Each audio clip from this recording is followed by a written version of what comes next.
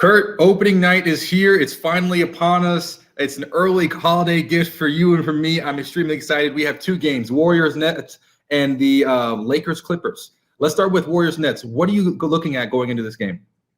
This is the two comeback teams, right? The two teams that are a little hard. Like, just how good is Kevin Durant going to be, right? He looked fantastic, by the way, against Boston with 25 points. He was blowing by guys. He still got that shot where he just like, and the first game it was Rui Hachimura. It was a couple of guys on the Celtics where they're in his face and it doesn't matter, right? Like, he's 7 foot and he just shoots over the top of them. Kyrie Irving looks sharp. I mean, Brooklyn looked really good in those couple of games, like scary good for the rest of the league in those couple of games. And then on the flip side, it's Steph Curry show, right? Yeah, I mean, having Steph back, and once again, that's just having Steph and KD back is just the best thing for basketball. You know, once again, if you're just a basketball fan, this is amazing. It's great for the league, it's great for the game, and to see them go head to head, former teammates, all, you know, like this is an amazing competition. But I can't wait to see, for the Warriors particularly, who's going to try to fill Klay Thompson's production. Yeah, that to me is going to be very interesting because we don't know if it's going to be Wiggins. We don't know if it's going to be Kelly Oubre. Is it going to be someone else? Like, where's Wiseman going to fit into the picture? So where do you land? Look, I think Andrew Wiggins is going to do what Andrew Wiggins has always done, which is once every 2 weeks, you're going to go, that guy. Oh my gosh, that's the number one pick guy. And then he won't be that guy again for like 2 weeks. He's never been that consistent.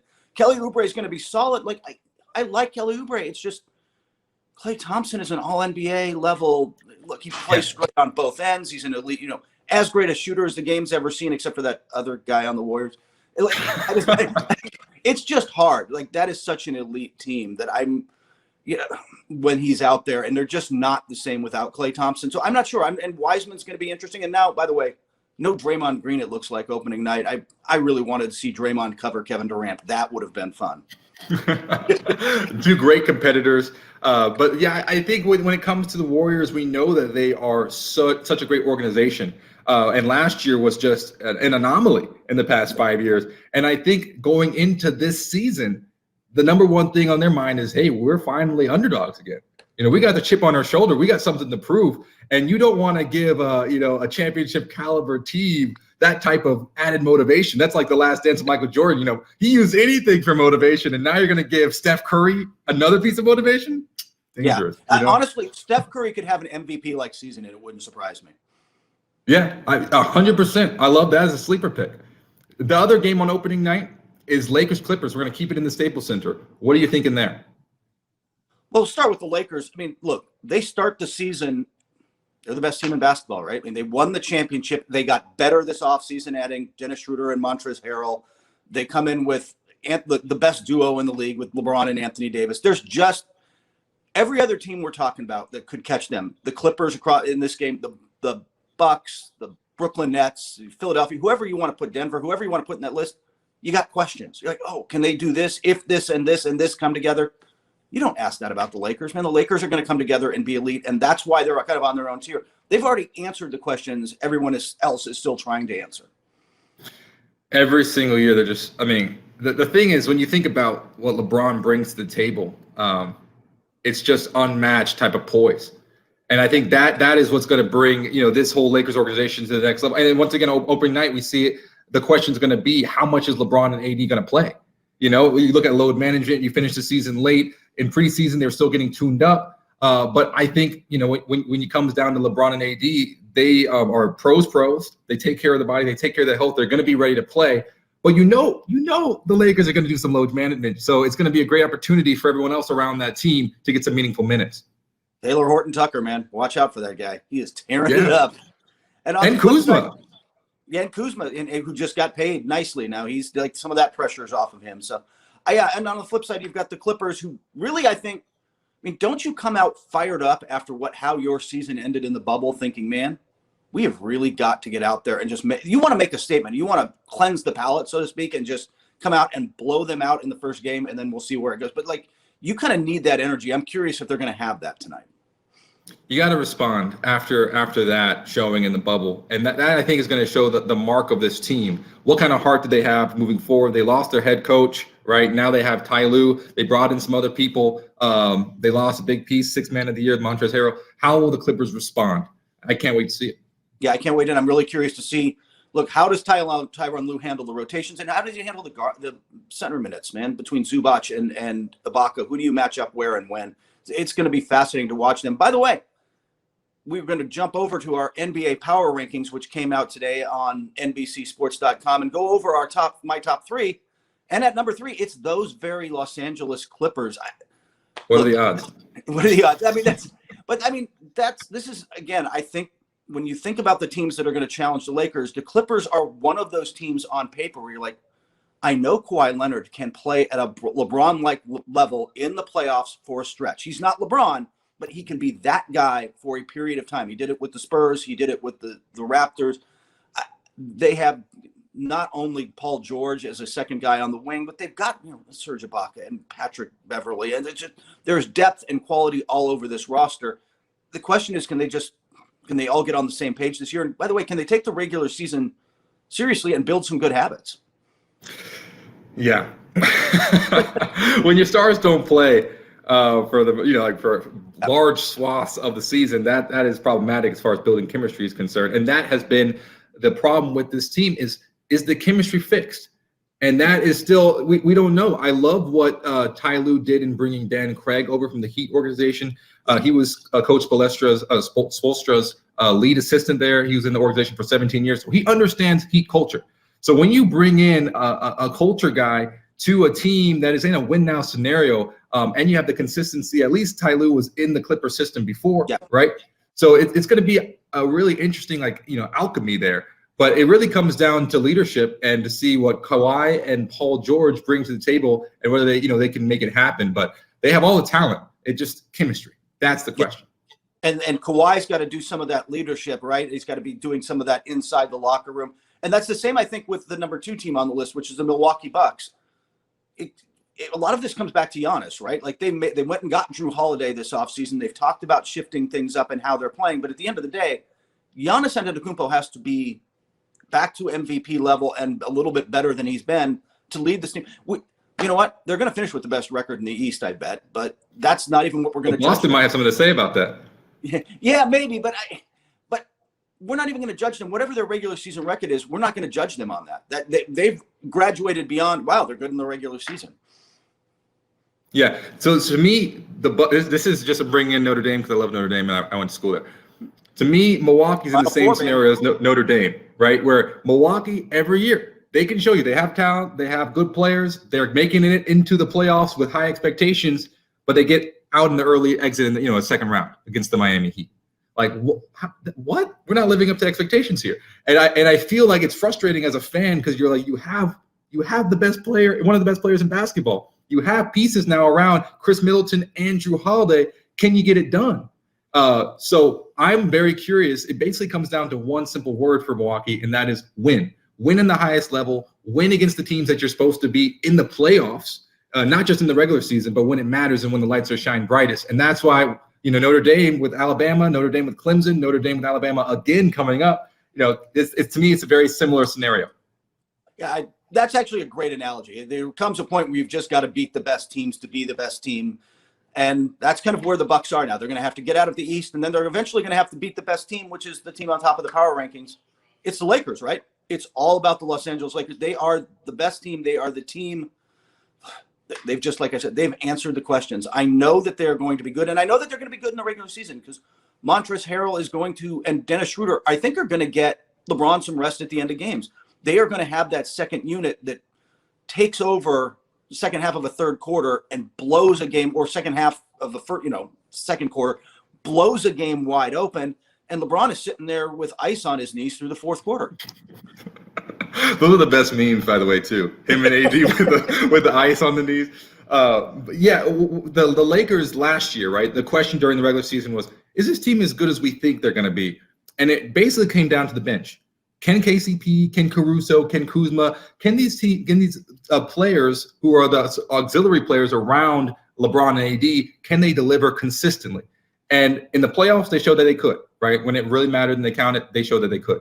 This season, I have no doubt that Dennis Schroeder, that, Montrezl Harrell, and Kuzma's only gotten better. KCP's only getting better. Caruso's only getting better. They're in a better position than they were last year, and they were the number 1 seed and the NBA title, the champion. So for me this year, I'm like, man, it's nice to be a Lakers fan. It is. And by the way, this is one of those, man, if you're going to win the title this year, you're going to have to knock out the champ, right? Like this isn't, you're not winning this one on points, right? Like the Lakers are better. And if you're going to knock them off the mountaintop, you are going to have to be very impressive. It is a high bar the Lakers have set for everyone else now. Speaking of high bars, I want to move on to the next segment, which is hop on the bandwagon. So this is a pretty high bar for any NBA player, MVP. You know, that's rare company. And I'm very curious, Kurt, who is your early take? Season starts tonight, but we're still going to pick the MVP. Who is your early take for the MVP? All right, we got to start with this. Giannis Antetokounmpo will probably be the best regular season player in the league again, like he has been the last 2 years. He's elite defensively. He's going to put up numbers. They're asking a lot of him. Voter fatigue is real. Like, I just don't know if voters are going to vote for him again after the 2 playoff flameouts, fair or not. And so I'm going to go another direction. In fact, I'm going to go kind of deep down the board. I like Nikola Jokic. I think there are other guys like Anthony Davis with the Lakers. I think there are other guys in the mix, but I think Jokic, I think Denver is going to have a really good season. And I like Jokic. I think he kind of burst into the public consciousness in some ways, Lester, where people who didn't necessarily see him enough went, oh my gosh, how good is this guy during the playoffs? He's going to push. I think he's going to have a better season. His passing, his defense,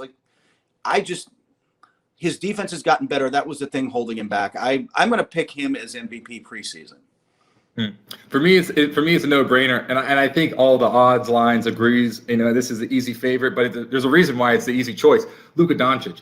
This guy has had a meteoric rise. You know, in the NBA, he won everything that you could in Europe. Then comes to the NBA, wins Rookie of the Year, All Rookie team. Next year, he's first team All NBA, just skyrockets up the ballot. And has a sublime performance in the playoffs, and he shows that he is a bona fide superstar and the future of the NBA. And once again, those are big words, but Luka fills those shoes, which is remarkable. And I think this year he's going to have an MVP kind of caliber season and bring Dallas to another level. So I'm excited to watch him play. I am too. And look, there's going to be a lot on him at the start of the season, right, when he's forming opinions, because they're going to be without Kristaps Porzingis to start the season, which puts a little more pressure on him to create and find ways for Josh Richardson to score stuff. But it's just amazing to me at his age. I mean, he entered the league, and by last season, in his second season, he's the best pick and roll ball handler in the league. Like, he is ridiculously good, able to score, able to step back, able to make every pass. It is such a smart, high IQ level of pick and roll play that it's just at that age, it's not learned necessarily. I mean, some of it is, but it's instinctive in a way that just you can't teach. He's such a smart player. And speaking of other young, extraordinary players, we looked at this draft. We know that there is some hidden gems and then also some diamonds in the rough and some really exciting young talent in this draft. And I'm excited to see how it translates. Who do you think is going to be the Rookie of the Year? I'm going to go down the board again. I think that, look, I'm not convinced about LaMelo Ball. He absolutely has the it factor, right? Like, those highlights are phenomenal. He is fun to watch. I mean, Charlotte's going to get more eyeballs than they've gotten in a long time this year, but he also shot less than 30% in the preseason. Like, it was like 26.2%, I believe, for the entire preseason. That efficiency is going to catch up with him. It's not going to win over voters. I'm going to go farther down the board. I like Isaac Okoro. The question with him coming in out of Auburn was, look, he's going to defend. He's going to play hard. He's got the athleticism. He just can't score, except he scored a lot. He shot 53%. He was knocking down threes. He's got Colin Sexton setting him up in Cleveland. I just like that player. I like the way he sets up there. I think he could surprise some people, and he's certainly going to get – I mean, part of it is you need opportunity, right? You need to get the ball in your hands. In Cleveland, you might as well give him the ball. Like, it's not like you're robbing some superstar of the ball. So I think he's going to get plenty of opportunity. I do agree with you on one hand where the Rookie of the Year is probably not going to be on a good team. No. So in my mind, you know, it can't be someone like James Wiseman because he's playing with Steph and those guys in Warriors. So even though he's talented, I'm going to go for the number 1 overall pick, Anthony Edwards, who's in Minnesota, because Minnesota was 14th, you know, in the Western Conference last year. That is right there at the bottom. And they have, one of the best young talent, in Karl Anthony Towns. And they have D'Angelo Russell, who just came over there last season.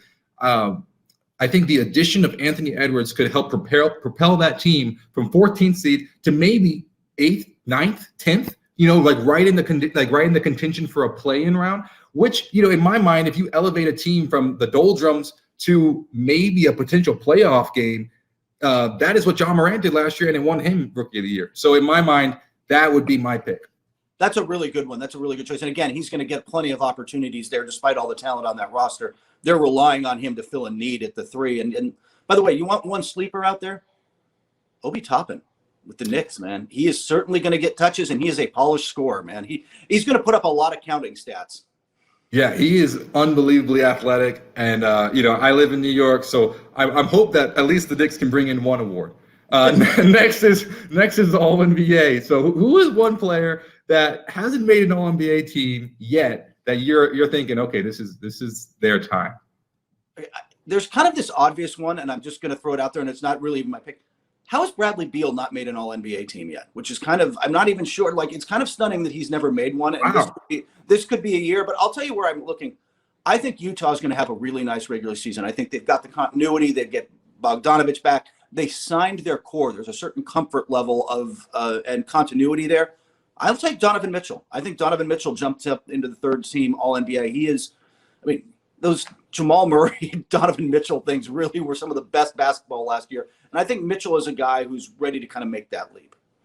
He's matured so much. And yeah, I think that's a very solid pick. I'm going to go with the other guy who dueled against him in the playoffs. I'm going to go with Jamal Murray, because what Jamal Murray did with Nikola Jokic was, in my mind, completely amazing, because this guy left it all on the floor. He elevated his game to a whole new level where he was good.